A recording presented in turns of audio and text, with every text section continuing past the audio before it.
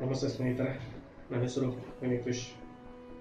ಪುಟ್ಟಾದಂಥ message ನಿಮ್ಮ ಜೊತೆ share ಮಾಡ್ಕೊಂಡು ಅನ್ಕೊಂಡಿದ್ದೀನಿ. ಜಾತಿ, ತಿನ್ನುವ ಅನ್ನಕ್ಕಿಲ್ಲದ ಜಾತಿ, ಕುಡಿಯುವ ನೀರಿಗಿಲ್ಲದ ಜಾತಿ, ಉಸಿರು ನೀಡುವ ಗಾಳಿಗಿಲ್ಲದ ಜಾತಿ,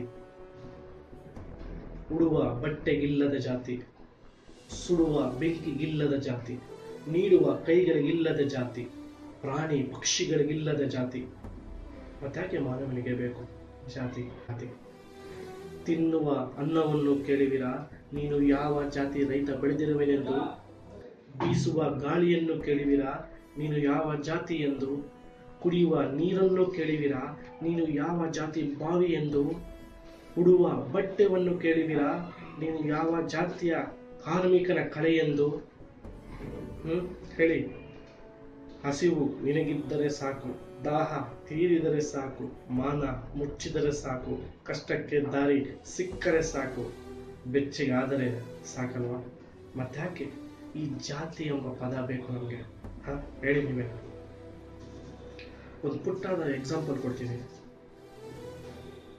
ಸೋಲ್ಜರ್, ಸೈನಿಕರು, ಯೋಧರು, ಅವ್ರ ಪ್ರಾಣ ಗಂಟಾಕಿ ಮನೇಲಿಟ್ಬಿಟ್ಟು ನಮಗೋಸ್ಕರ ಮತ್ತು ದೇಶಕ್ಕೋಸ್ಕರ ಯಾವುದೇ ಜಾತಿ ಮತ ಭೇದ ಭಾವ ಇಲ್ದಿರೇ ಹೋರಾಡ್ತಿದ್ದಾರೆ. ನಾವೇನು ಮಾಡ್ತಿದ್ದೀರಿ? ಜಾತಿ ಮತ, ಅವ್ನು ಕಂಡ್ರೆ ಇವ್ನಿಗಾಗಲ್ಲ, ಇವ್ನು ಕಂಡ್ರೆ ಅವ್ನಿಗಾಗಲ್ಲ, ಈ ಥರ ಹೊಡ್ಕೊತಾ ಇದ್ದೀರಿ, ಹೊಡೆದಾಡ್ತಾ ಇದ್ದೀರಿ, ಈ ಥರ ಎಲ್ಲ ಮಾಡ್ತಾ ಇದ್ದೀರಿ.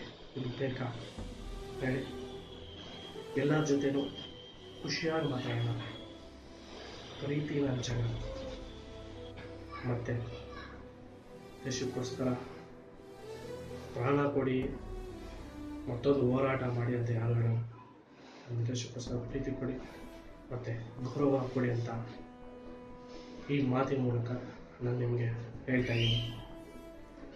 ಈ 2 ನಿಮಿಷಗಳು ನಿಮ್ಮ ಸಮಯವನ್ನು ಪಕ್ಕಕ್ಕಿಟ್ಟು ನನ್ನ ಮಾತಿನ ಕೇಳಿದ್ದಕ್ಕೆ ನನ್ನ ಮನಸ್ಫೂರ್ತಿಯಾಗಿ ಮತ್ತೊಮ್ಮೆ ನಮಸ್ಕಾರಗಳು. ಜೈ ಹಿಂದ್, ಜೈ ಕರ್ನಾಟಕ.